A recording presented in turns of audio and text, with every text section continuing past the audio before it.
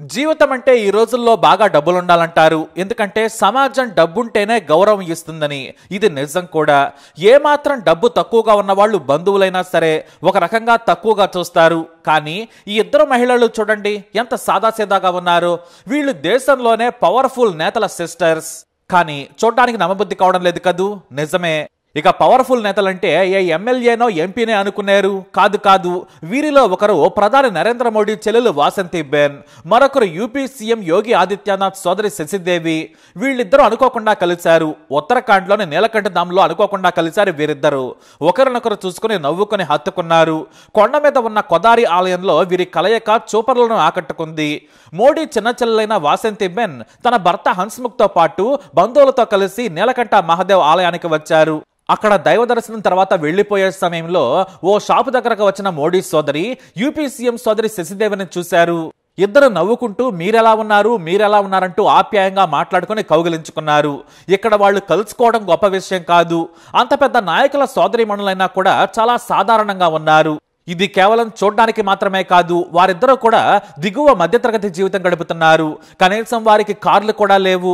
అయితే తమ సంస్కృతి సాంప్రదాయాలను మాత్రం నెక్కచ్చగా పాటిస్తున్నారు. ఇద్దరికి దైవభక్తి ఎక్కువ.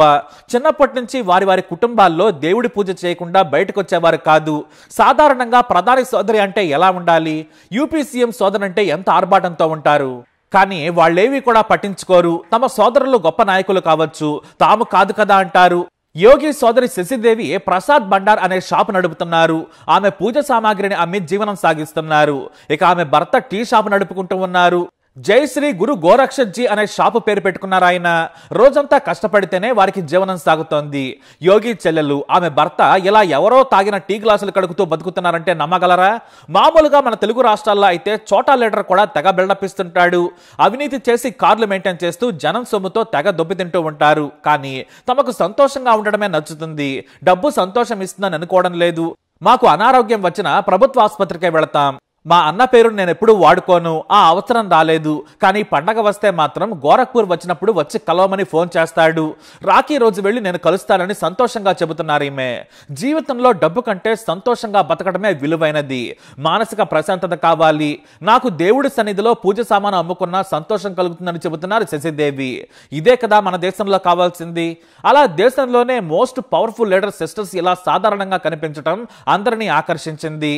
ఇక అక్కడున్న చాలా మందికి ఈ విషయం తెలియగానే వారితో ఫోటోలు దిగారు. వాళ్ళు కూడా ఎంతో ఓపికతో అందరితో ఫోటోలు దిగి అక్కడి నుంచి వెళ్లిపోయారు.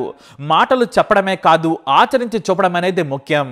మరి వీరిద్దరిపై మీ అభిప్రాయం ఏంటి? కమెంట్ ద్వారా తెలియజేయండి. వీడియో లైక్ చేయండి, షేర్ చేయండి, మా ఛానల్ని సబ్స్క్రైబ్ చేసుకోండి.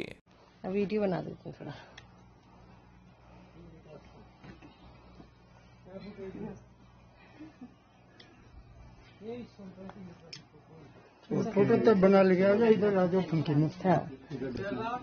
इधर